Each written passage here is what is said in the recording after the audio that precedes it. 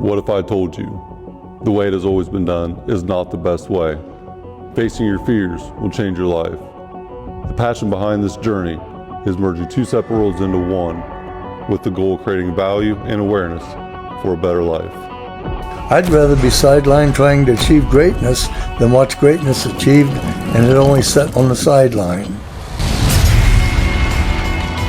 Now introducing your host, Jacob Emery. This episode is brought to you by R&R Pipeline, an infrastructure company. Our purpose?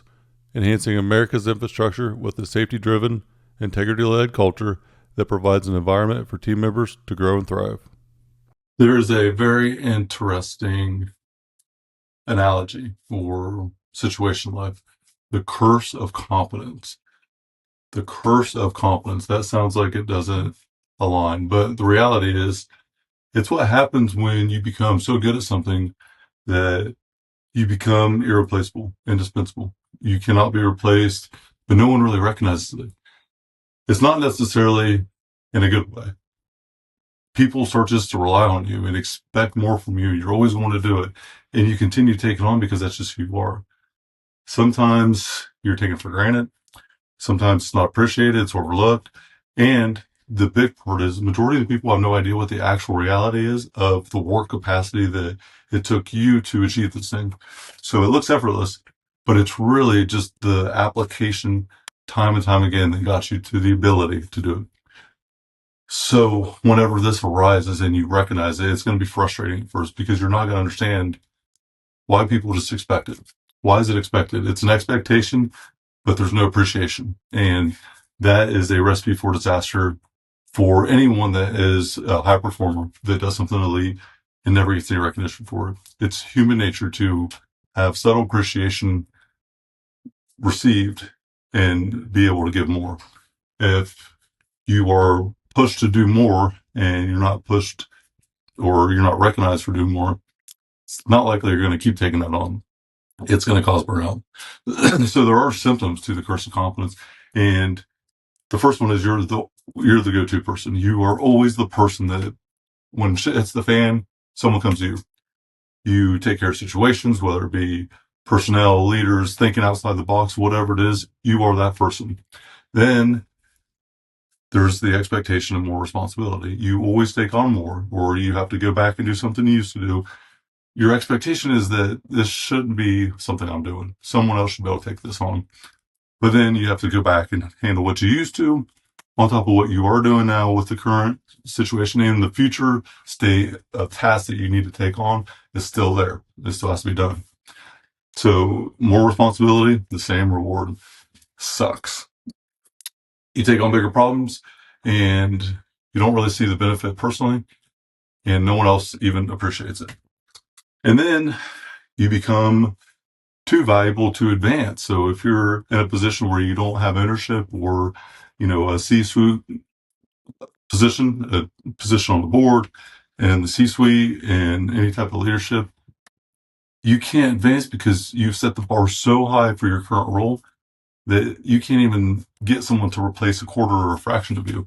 And so with this, I always recommend, as you're advancing through a company, train your replacement. If you're not always looking for someone to take your spot, then how are you going to advance? The best way to advance is to make sure that your gaps are filled in your current position as you evolve. And what it does, it creates chemistry on a team, creates unity, trust. It creates easy transition. Transition is hard. So take it from me. That was one thing that I did almost by accident, is I always had someone coming up that I wanted to take my spot. And then your work becomes invisible. You just don't get any recognition.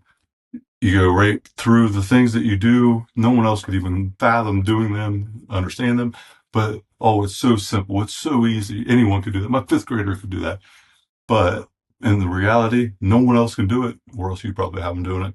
And so make sure that as you are working, you're not shouting for recognition, but you make sure when someone comes at you that the acknowledgement of the effort can be there, but don't undermine your own value. You have to make sure that you stand your ground. Don't let someone undermine your value.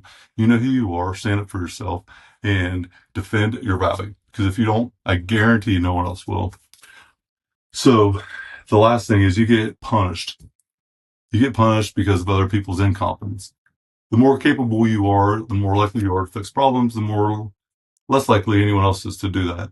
So you end up fixing others' mistakes, was taken on your own, and it spirals out of control eventually. I guarantee it will cause burnout because you are the go-to person, and anyone that is a go-to in so many different areas is going to eventually burn out because you can't grow. And just my point of view, production equals purpose. If I can go be productive in a certain thing, see something accomplished, action doesn't equal accomplishment. But when you can be productive and you can look at a tangible result, everything else creates fulfillment. And you end up becoming within your purpose by being good. Being good. Yeah, you got to do what you love, but at the end of the day, you end up loving what you do because you're good at it, because you're productive. That's what matters. It's efficiency, production, output, outcome. Look at it from that light. Find someone that does something that they love doing and they're bad at it. Guarantee you won't find it. If you love what you do and you're great at it, you've done it for a long time, you figured it out the hard way, and you went through the 5 stages of learning because there's no doubt when you started, you didn't know how to do it. Purpose comes from production. So how to break the curse? How do you break the curse? Set boundaries. Just because you can do it all doesn't mean you should. And I actually would say that you shouldn't, because if you're doing it all, you're not doing anything at a high level. And then you have to train people. You have to train someone else to do what you're doing. So if you can't describe what you're doing as a process, you don't know what the hell you're doing. So make sure that you document what you do as a process to teach other people. Highly recommend videotaping it, have a 5-step process, 10-step process, whatever it is. Break down sub processes under each step if need be, and then have a full length detailed SOP. Videotape doing it, and then you have the video to show how to do it, and you have the guideline to recognize the steps. Pretty simple, very powerful. Leverage your value. Use your competence to make better opportunities, to create more openings for other people, to help invest in others. So if you don't own the business, you don't call the shots. If you want to help someone else or you want to help yourself, leverage your value. You know what you're worth. Don't let anyone undermine you. Put people to the test. Leverage your value. Now, you better be right, because there's been a lot of people that thought they were more valuable than they are. And once you leverage your value and you over leverage your undervalued self, that's a dark spot. You are going to get yourself in trouble if you think that you're more valuable than you are. You better have a reality check, and you better have undeniable proof that your value is what you think it is. Don't go in with an ego. Be confident because you have proof. And I would say last but not least, stay in growth mode. If you're not getting advancement opportunities, if you're not advancing, if you're not creating this fulfillment, it's because you're stagnated. So keep growing. Don't stop growing. Never stop growing. There is never going to be a mountain high enough that I will stop getting better. So being too good sometimes means that you're actually complacent.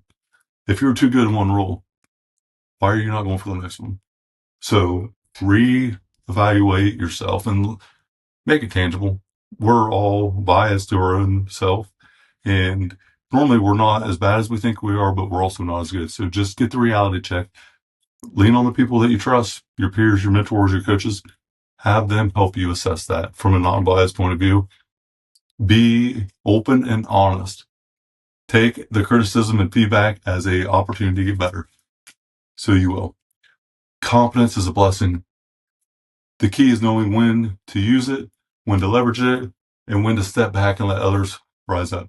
Sometimes you just have to sit back and let other people fail and watch and be there for them. And it is hard. It is hard.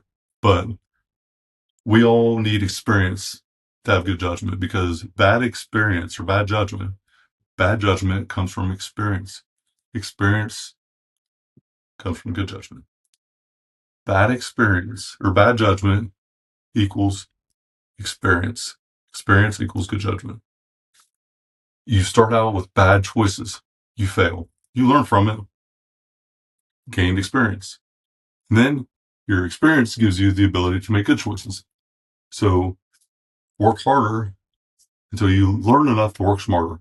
And then you work smarter while continuously working harder by delegating and elevating, by getting other people around you, by doing what you're great at and love. And that's a pretty easy to evolve, pretty simple, but not easy. So key takeaways. There is a curse to being too confident sometimes. Don't undermine your own value. Don't be a yes man. You got to know your place. What are your roles and responsibilities, and are you executing on them at the highest level without taking on others' responsibilities because you're really good and they are not at it? So stand your ground. Have the ability to say no. If it's something that you don't want to do because it's not within your roles and responsibilities, have a conversation about it. Now, I'm not telling you to go be a cowboy. I'm just saying evaluate the situation. But if you think you're more valuable than you are, you better be ready for that reality check. Open and honest. You are not as bad as you think you are, but you're also not as good. Get outside opinions. I don't know too many people that are fully self-aware to the point of knowing exactly who they are, why they're that way, and what they're really good at with purpose and fulfillment. So, curse competence is real. Don't let it happen to you. Train your replacement. Train your replacement. I promise you, it will make life a lot different, and you will not receive all the burnout. Let's unlock greatness. See y'all.